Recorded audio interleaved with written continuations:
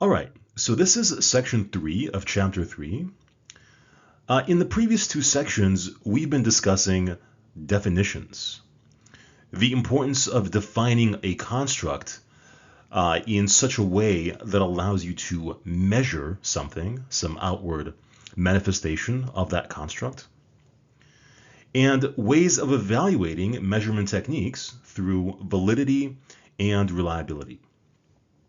So in this section, we're going to talk about scales of measurement, which refers to different types of data that can be collected.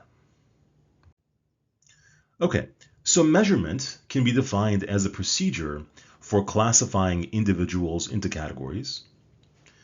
And scale of measurement is the set of categories that are used for classification. Now, the process of measurement involves two aspects. One is the set of categories, and two is a procedure for assigning individuals to categories. And measurement scales are typically conceptualized as having four categories: nominal, ordinal, interval, and ratio. And we'll talk about each of these in more detail. All right, so beginning with nominal measurements, and this involves placing individuals into one of several different categories. So for example, suppose you take college students and place each college student into a category defined by their chosen major. That would be an example of nominal measurement. So you have the psychology category, the physics category, the math category, business category, etc. Or another example, placing people into a category based on their religion. So you have, the Buddhist and Muslim and Sikh and so on. Or political affiliation. You have a category for Democrat, Republican, Libertarian, etc. So nominal scales can show you whether two individuals are the same or different, but they can't say anything about the direction or the magnitude of that difference. And that is because we're talking about qualitative differences and not quantitative differences. And really the only mathematical operation that you can perform here is to add up the number of people in each category and compare them that way. Next, we have ordinal scales of measurement. And this involves categories that are organized based on series or rank. So for example, if you have some contest and people are judged as coming in first, second, or third, that would be an example of an ordinal scale of measurement. So here, you know something about the direction of the difference. So you know that 1 is ahead of 2 and 2 is ahead of 3, but you can't say anything about the magnitude of the difference. How far is 1 above 2? How far is 2 above 3? It could be the case that number 1, the first place, is way above 2, much better than 2, but maybe the difference between 2 and 3 is very small. And the ordinal scale doesn't tell you these differences, and the differences are not standardized. They can be different between the different ranks. Other examples include drink sizes, small, medium, large, socioeconomic status, lower, middle, upper, t-shirt sizes, small, medium, large. And finally, we have interval and ratio scales of measurement. And so here, both interval and ratio scales have categories that are organized sequentially with equal intervals. And so because you have equal intervals, because the size of the intervals has been standardized, you can know the exact distance between any 2 points on the scale. So a good example of this would be temperature, if you're measuring the degrees in Fahrenheit or Celsius.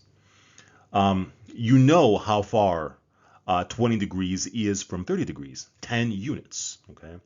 So again, you have equal intervals between the different points on the scale. Now, one difference between ratio and interval is that ratio, unlike interval, has what is called a true 0 point. And here's what that means. So temperature, which is an interval scale, does not have a true 0 point. Meaning if it's 0 degrees, that's just another unit, another category on the scale. 0 degrees doesn't mean the absence of temperature. It's just a temperature. By contrast, ratio measurements do have a true 0 point, meaning a value of 0 indicates the complete absence of whatever is being measured. So money would be a good example of this. If you have $0, that is the absence of money. The amount of liquid in a glass, if you have 0 ounces of liquid, that is the absence of liquid. Okay. So both interval and ratio scales, because they use equal intervals, are ideally suited for mathematical operations. So if you want to do a mean or an average of any kind, the variance, things like this, the interval and ratio scales are well suited for mathematical and statistical operations.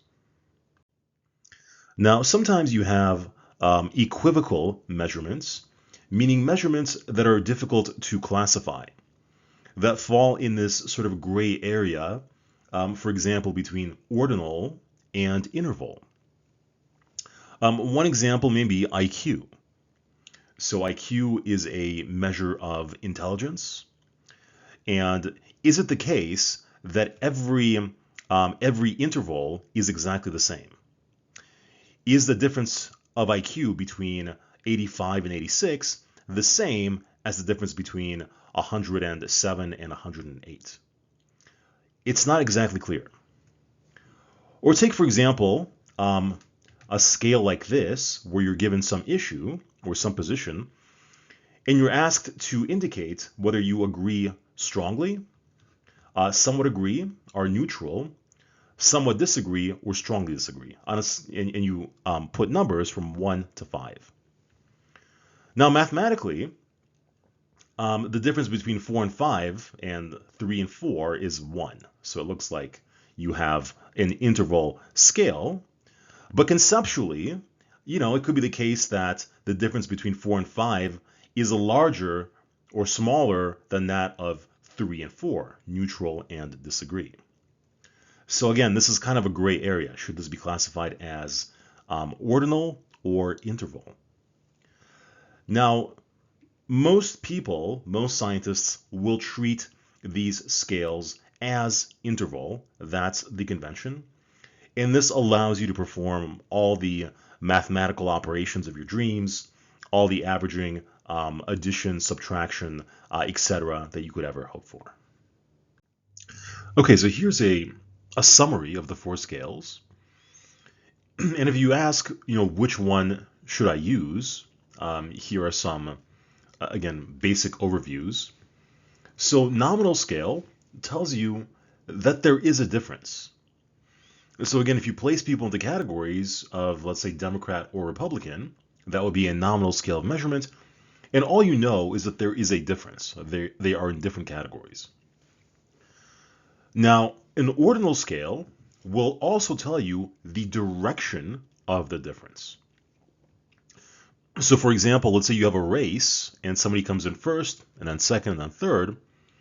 You know that first place ran faster than second place, but you don't know how much faster. You don't know the magnitude of the difference, only the direction of the difference. Now, interval and ratio both tell you the direction and the magnitude of the difference as well. So in temperature, which is an interval scale, you know that 30 degrees is warmer than 20 degrees, and you know the difference is 10 units. Now, ratio scales are used when you have a true 0 point, or rather, if you have a true 0 point, then you're using a ratio scale. And again, a true zero point indicates the complete absence of something. So measuring the amount of fluid in a glass would be a ratio scale. If the value is 0, it means you have no fluid in the glass. It is the absence of fluid.